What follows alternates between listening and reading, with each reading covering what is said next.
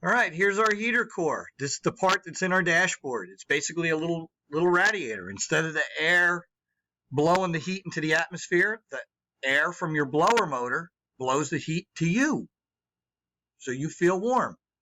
Right? This is the component that someone tells you is leaking in your car, and they give you a price tag of $700 or more when the dashboard has to come out to replace it.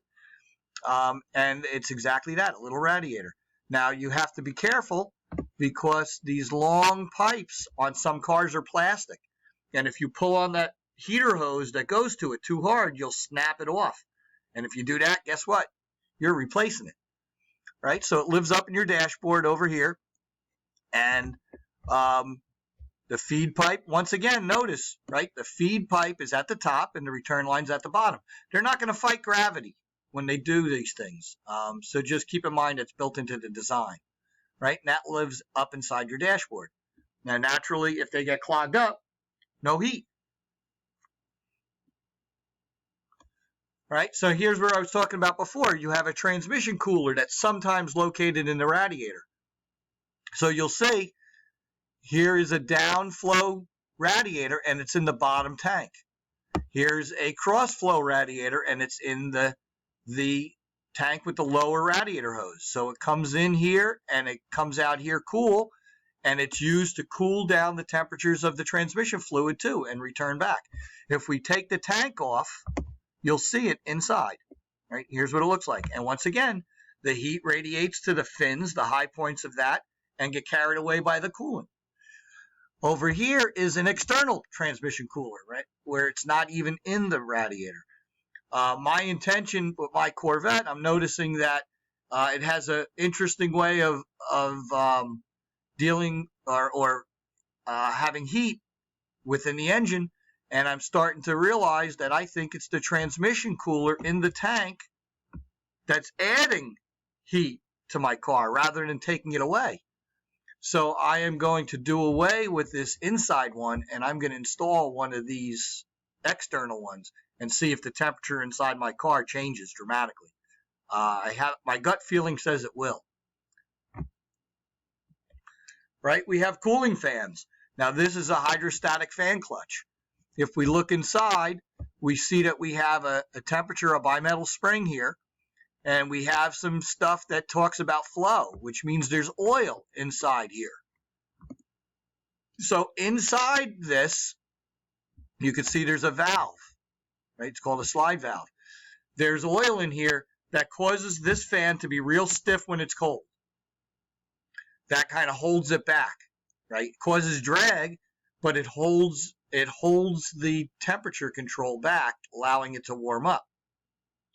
Once this bimetal spring changes shape, it opens this valve and allows the oil inside to shear, meaning it allows it to decrease in friction, and it allows this fan to spin faster than the engine, giving us more cooling. So when you're cruising down the road, right, you've been driving for 2 hours, everything is very well warm, and you come to a stop at a toll plaza. The fan is still spinning as if you're doing 5,000 RPMs, right, or whatever it was you're doing. So it has the ability to give us more cooling that way. But naturally, it causes a drag. Now, if you go back into the late 90s, early 2000s, General Motors came out with an electric fan clutch. So now you had electronic control over the flow of that oil that's inside.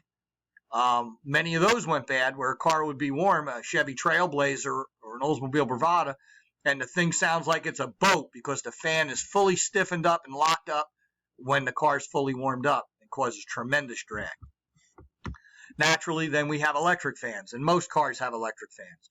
Now, you have to keep in mind whether a fan is a pusher or a puller, right? The air is going to flow in through the front of the radiator, so naturally, if it is on the outside of the radiator, right, towards the front of the car, it's a pusher fan, pushing the coolant through the fan.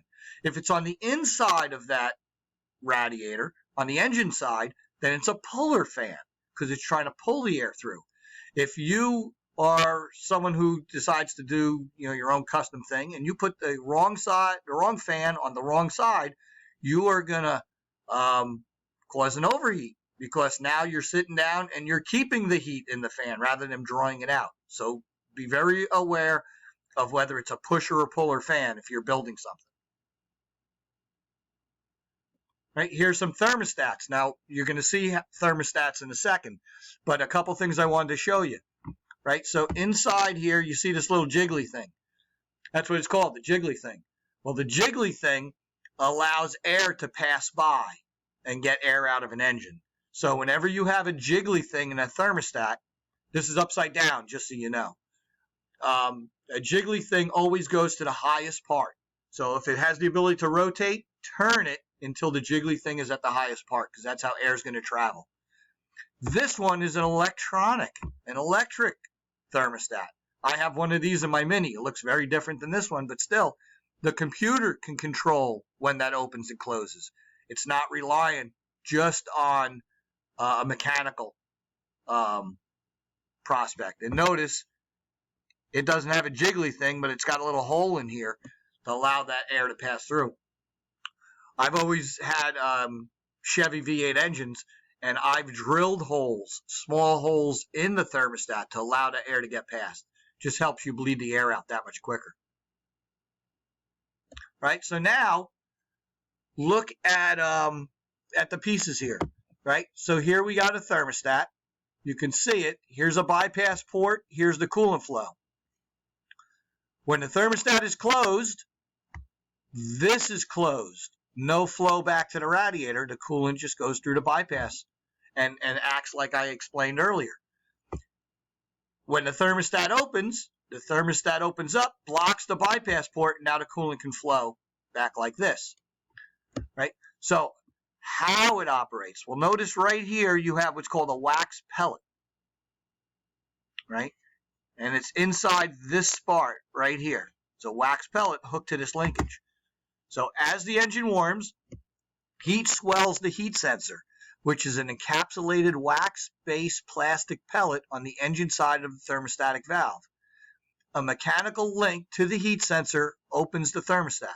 As it opens, it allows coolant to flow to the radiator. The remaining coolant flows through the bypass and back to the engine. Right? You're going to see in a video that I have at the end how that thing operates. So, a couple things here. If a thermostat is stuck open, the car never gets heated up, right? You'll see that the gauge might come up a little bit and doesn't go up anymore, so it's too cold. And this is what we talk about, right? When the thermostat comes out, we remove it from an engine, it should close because it's cold. So if you remove a thermostat from an engine and it's still open like that and it doesn't close, you found your problem. Another thing that can happen is these things can break, and then the spring pressure pushes it and twists it, which causes it to get stuck open too, right? If we take the thermostat out, the coolant can flow too fast. We need the coolant to stay in the radiator long enough to blow the heat out of it. If there's no thermostat, it can cause that coolant to pass by without losing the heat and return back to the engine. If it's stuck closed, meaning it's not allowing anything, right? It's trapping the heat to just cycling inside the engine, the car will overheat, and generally will overheat relatively quickly. You saw 4,500 degrees present at the spark plug. It doesn't take a long time without the heat being pulled out of that coolant for a car to overheat. Now down here, notice the rated temperature of the thermostat indicates the temperature at which the thermostat starts to open. The thermostat is fully open 20 degrees higher than the opening temperature. So when we have a thermostat, 180 degree thermostat, it starts to open 180, but it's not fully open to 200 because it goes through that heebie-jeebie, right? It starts to open. It doesn't slam open. It gradually does. So some coolant passes, some still is in the bypass. So it continues to catch more heat until it finally opens the rest of the way.